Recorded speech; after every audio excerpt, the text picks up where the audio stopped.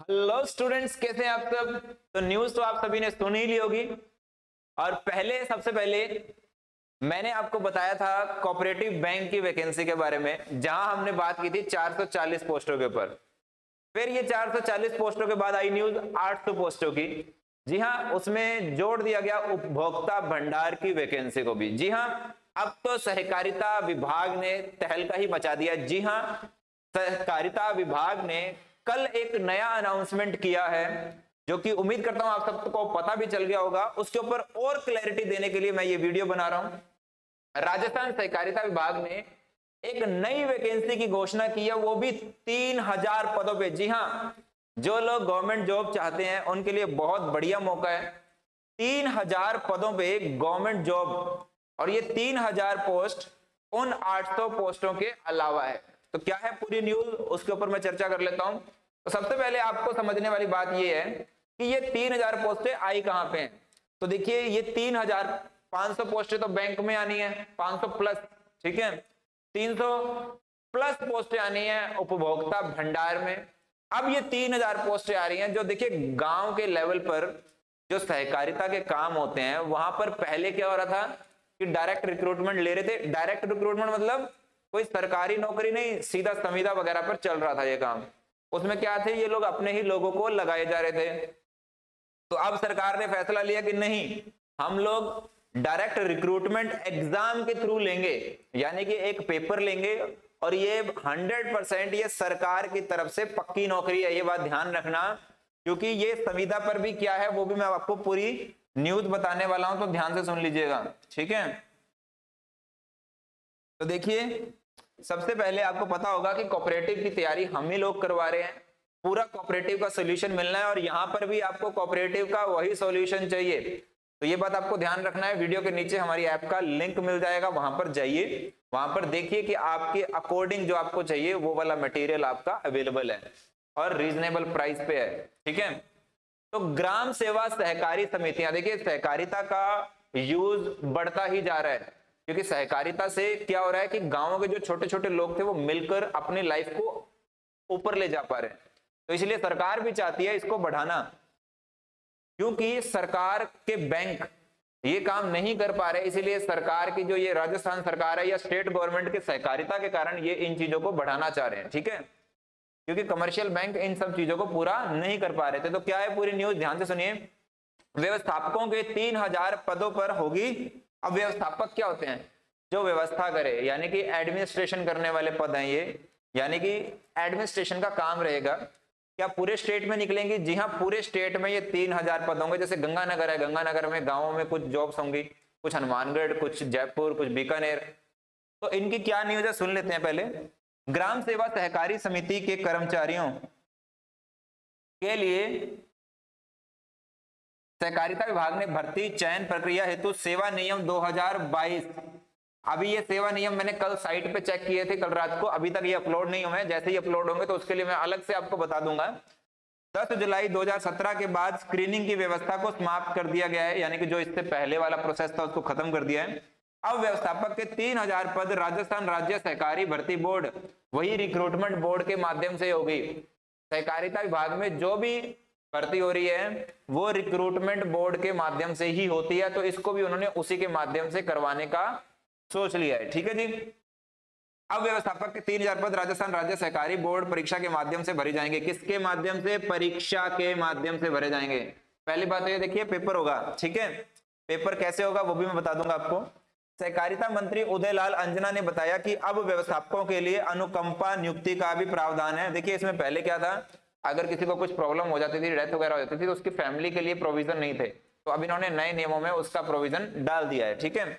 साथ ही केंद्रीय सहकारी बैंकों में बैंकिंग सहायक के 20% पद व्यवस्थापकों के लिए आरक्षित रहेंगे। अब इसका क्या मतलब है, ध्यान से सुन लीजिए। कोऑपरेटिव बैंक की जॉब निकलती है, जो अभी निकलने वाली है, जो 500 प्लस पदों पर, वहां पर बैंकिंग सहायक की एक पोस्ट है जो सबसे ज्यादा पोस्ट आती है। तो इनका कहना है कि देखिए, हम लोग व्यवस्थापक चुन रहे हैं, अब व्यवस्थापकों के लिए 20% पद हम रिजर्व रखेंगे वहां पर। अब आपका क्वेश्चन आ सकता है क्या इस वैकेंसी में भी रिजर्व होंगे? नहीं, क्योंकि इसमें तो अभी ये लोग रिक्रूट ही नहीं हुए। आगे से जो भी नई वैकेंसी आया करेंगी तब इनके 20% पद रिक्रूट हो सकते हैं, ऐसा ही पढ़ने में समझ में आ रहा है। ठीक है, अच्छा जी, यह होगी योग्यता। अब देखिए शैक्षणिक योग्यता चाहिए स्नातक की। तो अभी तक हमें यह समझ में आया कि 3000 पदों पर नौकरी निकलने वाली है, और वे जैसे सहकारिता की पहले निकल रही थी, यानी कि ये सरकारी नहीं है। अगर सुनिए, कुछ बच्चे ना कंफ्यूज होते हैं, एक होती है गवर्नमेंट और एक होता है गवर्नमेंट का ही भाग होना। साधारण भाषा में समझें तो ये सहकारिता सरकार के ही संरक्षण में है जॉब, यानी कि जॉब पक्की है, ये ध्यान रख लेना। ठीक है, तो देखिए यहां पर इन लोगों ने आगे कहा है कि एग्जाम के थ्रू हो गए, ये मतलब एग्जाम के थ्रू रिक्रूटमेंट होगा, पेपर होगा और आपको गवर्नमेंट जॉब मिलेगी। ठीक है, यह होगी योग्यता। व्यवस्थापकों की भर्ती के लिए न्यूनतम शैक्षणिक योग्यता स्नातक होगी। देखिए आपने अगर मेरे पहले वीडियोस देखे हैं कोऑपरेटिव के ऊपर, तो वहां भी इन्होंने ग्रेजुएशन ही योग्यता रखी हुई है कोई भी एग्जाम के लिए।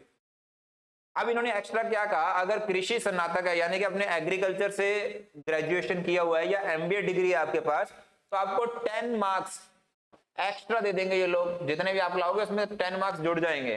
ठीक है, बिल्कुल नॉर्मल बात है, क्योंकि गांव में अगर आपने एग्रीकल्चर की डिग्री किया तो ज्यादा काम आ जाएगा। ठीक है, अच्छा, RSCIT का प्रमाण पत्र, यानी कि इनको कंप्यूटर नॉलेज चाहिए, कंप्यूटर नॉलेज भी होनी जरूरी है आपको, वो RSCIT का आजकल सभी बच्चों के पास है। वस्तुनिष्ठ परीक्षा होगी, समझ गए, पहले इन्होंने लिखा परीक्षा के माध्यम से होगी और ऑब्जेक्टिव टेस्ट होगा, ध्यान रखेंगे। सामान्य ज्ञान, क्वांटिटेटिव एप्टीट्यूड, यानी कि देखिए आपकी जीके हो गई, वो आएगी आपकी मैथ्स या मैथ समझ लेते हैं, क्वांटिटेटिव एप्टीट्यूड। ठीक है, उसके बाद कंप्यूटर, ये कंप्यूटर हो गया। उसके बाद general financial awareness, general financial awareness, उसके बाद हिंदी और इंग्लिश।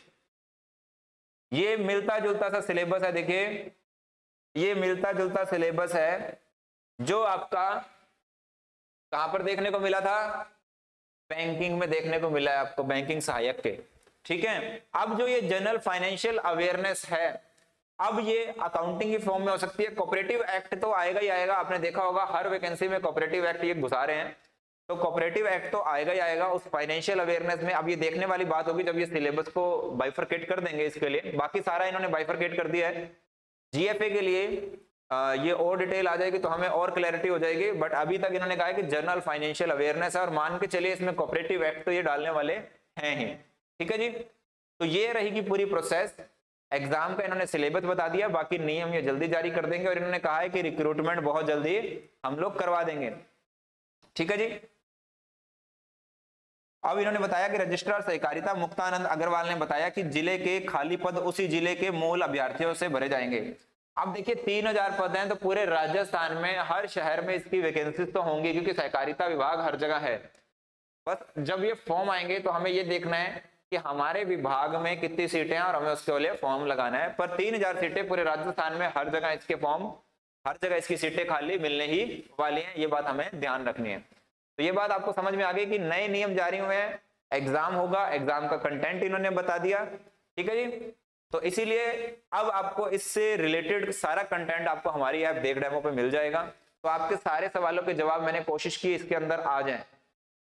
ठीक है, अगर फिर भी कोई जवाब रहता होगा तो आप कमेंट में पूछ लीजिएगा। अब आप पूछेंगे इसकी सैलरी, तो बता देता हूँ इसकी सैलरी आने पे पता चलेगा कि कितनी सैलरी होती है। ठीक है, कि ग्रेजुएशन मांगा है, सैलरी ठीक ठाक तो होनी ही चाहिए, ये मैं मान के चलता हूँ। तो सैलरी रूल्स में पता चलेगा कि क्या इसका ग्रेड पे है या क्या सिस्टम पे रखा है इन्होंने। तो सैलरी से रिलेटेड मैं आपको अभी नहीं बता सकता, क्योंकि इन्होंने अभी नियम अपलोड नहीं किए हैं साइट पे, मैंने चेक किया था। दोबारा जब भी नियम मैं चेक करूंगा, अगर मिल जाएंगे तो मैं आपके लिए नया वीडियो बना दूंगा। ठीक है जी, तो उम्मीद करता हूं आपको ये इन्फॉर्मेशन अच्छी लगी होगी, और हमारे पास कोऑपरेटिव की लेटेस्ट इन्फॉर्मेशन सबसे पहले मिलती है, तो हमारे चैनल को सब्सक्राइब करना तो बनता ही अगर आप पहली बार आ रहे हैं। और अपने दोस्तों को अगर वीडियो अच्छा लगता है तो शेयर जरूर कीजिएगा। मिलते हैं नेक्स्ट वीडियो में, तब तक के लिए टेक केयर, बाय बाय।